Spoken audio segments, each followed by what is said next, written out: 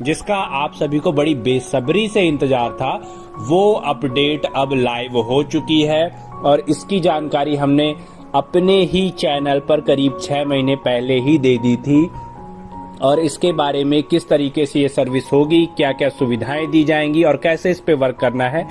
हमने इंट्रोड्यूस कराया हुआ था। तो जिसका आप सभी को, हमें और सारे स्टेट बैंक ऑफ इंडिया के सीएसपीज को बड़ी बेसब्री से इंतजार था, वो सर्विस अब रोल आउट हो चुकी है। That is state bank of India की इंस्टेंट अकाउंट ओपनिंग सर्विस। तो दोस्तों, वीडियो स्टार्ट करने के पहले मैं आप लोगों से रिक्वेस्ट करना चाहता हूं कि अगर आप लोगों ने हमारा चैनल अभी तक नहीं सब्सक्राइब किया हुआ है तो कृपया चैनल को सब्सक्राइब कर लीजिए, साथ ही बेल आइकॉन को प्रेस करके इंस्टेंट नोटिफिकेशन ऑन कर लीजिए, जिससे कि आपको आने वाले वीडियोस के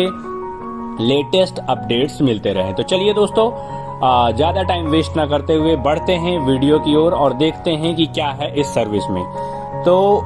ये दोस्तों, आप जैसे ही स्क्रीन है, होम स्क्रीन है आपकी, जैसे ही आप स्टेट बैंक ऑफ इंडिया के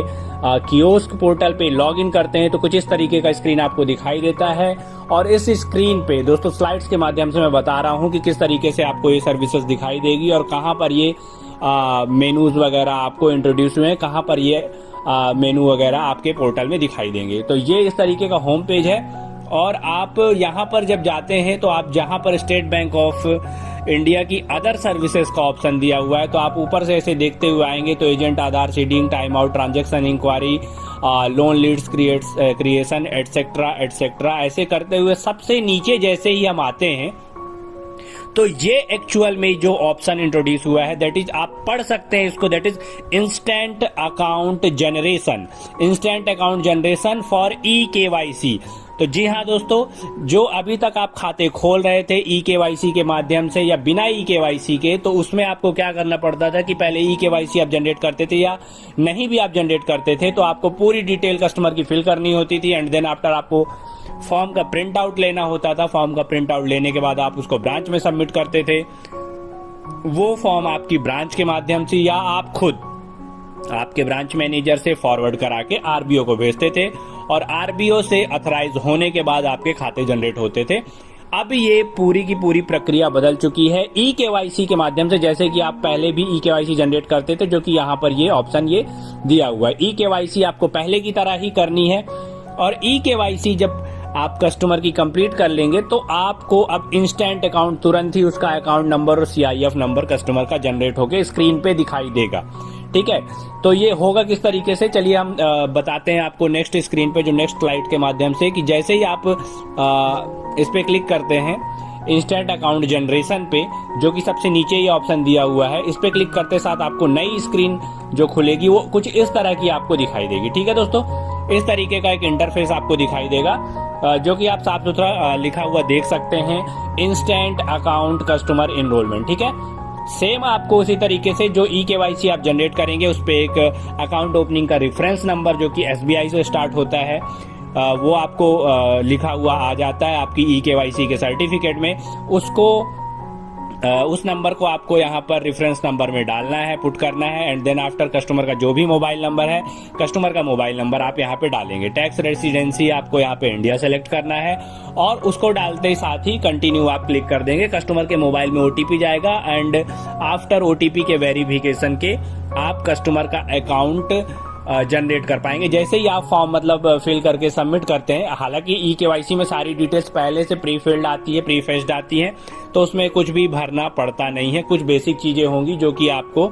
चेकआउट करनी पड़ेंगी and then after you can submit the form. और जैसे ही आप फॉर्म सबमिट करेंगे तो अभी तक जैसे ये होता था कि आपको फॉर्म का प्रिंट आउट लेना पड़ता था, इसके बाद आप ब्रांच में जाते थे एंड देन आफ्टर आरबीओ फॉरवर्ड करते थे, उसके बाद अकाउंट जनरेट होता था। अब ये प्रॉब्लम पूरी की पूरी खत्म हो जाएगी। आपको तुरंत ही जैसे ही आप सबमिट करेंगे स्क्रीन पे आपको अकाउंट नंबर और CIF नंबर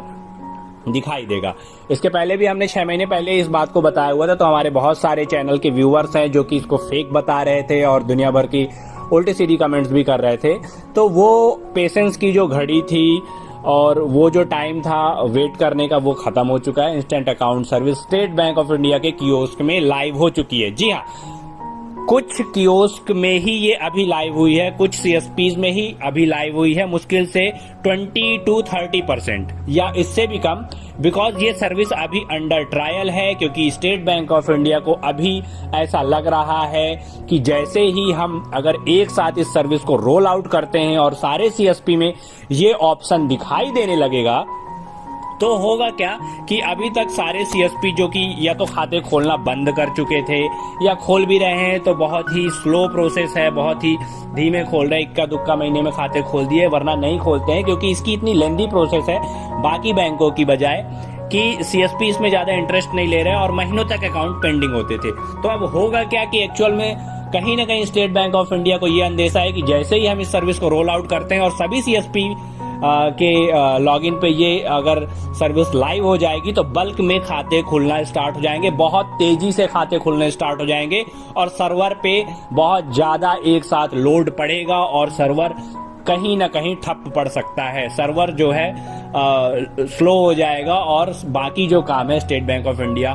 के जो कियोस्क पोर्टल पे हैं वो कहीं ना कहीं इससे प्रभावित हो सकते हैं। इसलिए सिर्फ 10 से 20% कियोस्क को एज अ ट्रायल अभी ये सर्विस जो है लाइव की गई है और जैसे ही इसका ट्रायल कंप्लीट होता है विद इन अ वीक या हफ्ते 10 दिन के अंदर ये सर्विस सभी सीएसपीज के लॉगिन पे दिखाई देगी, सभी सर्विसेज के कियोस्क पोर्टल के लॉगिन के अंदर ये सारे ऑप्शन आपको दिखाई देने लगेंगे। आगे बढ़ते हैं, देखते हैं कि और क्या option state bank of India ने इंट्रोड्यूस किए हैं। ये तो था इंस्टेंट अकाउंट कस्टमर एनरोलमेंट का इंटरफेस, जहां पर आपको रेफरेंस नंबर, मोबाइल नंबर डाल के कस्टमर की डिटेल फिल करने के बाद आपको फॉर्म सबमिट करना है। इसके बाद जैसे ही आप आगे बढ़ते हैं तो आप इस पे जैसे ही आप फॉर्म सबमिट करेंगे तो यहाँ पर आप देख पाएंगे कस्टमर क्रिएशन का जो ऑप्शन है, इसमें सेकेंड लास्ट ऑप्शन आया है IAO customer creation inquiry, that is instant account opening customer creation inquiry. जैसे ही आप फॉर्म को सबमिट करेंगे कस्टमर की डिटेल्स भरने के बाद, तो आप जैसे पहले भी यहाँ पर एक ऑप्शन दिया हुआ था कस्टमर क्रिएशन इंक्वायरी, इसके अलावा ये एक अदर ऑप्शन है इंस्टेंट अकाउंट ओपनिंग की कस्टमर क्रिएशन इंक्वायरी। सब कुछ सही रहेगा तो आपको स्क्रीन पे ही सारी चीजें ग्रीन कलर से शो होंगी और वो जैसे जैसे एग्जीक्यूट होते जाएंगी तो वो राइट मार्क वहां पर होता चला जाएगा और आपको दिखाई देगा स्क्रीन पे। अगर कोई टेक्निकल इश्यू आता है या अदर कोई दिक्कत आती है तो वो रेड कलर से मार्क हो जाएगा और आपको वहां पर देखने को मिलेगा कि किस वजह से आपका खाता नहीं खुल पा रहा है या कोई दूसरी समस्या आ रही है। तो जैसे ही आप instant account opening customer creation जो कि यहाँ पर आपको दिया हुआ है इस पे क्लिक करेंगे, यहाँ पर IAO कस्टमर क्रिएशन पे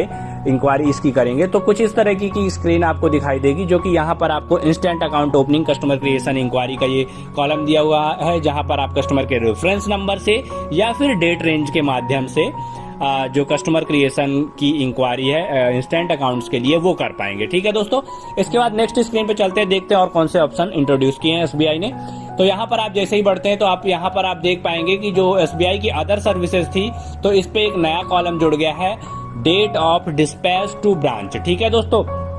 तो एक्चुअल में ये अभी ऑफिशियली अनाउंस तो नहीं किया गया है, लेकिन जैसे कि न्यूज ऑफिशियल्स की तरफ से सुनने में आ रही है और स्टेट बैंक के उच्च अधिकारियों की तरफ से कि आप जब अकाउंट ओपनिंग करेंगे देन आफ्टर आपको आपकी स्क्रीन पे अकाउंट नंबर और CIF नंबर जरूर दिखाई देगा, लेकिन वो पूरी तरीके से एक्टिव तभी होगा, आप उस अकाउंट को एक्टिव तभी कर पाएंगे, पैसे का लेन देन उस पर तभी कर पाएंगे जब आपका ये पूरा अकाउंट ओपनिंग का प्रोसेस कंप्लीट हो जाएगा थ्रू ब्रांच एंड RBO। तो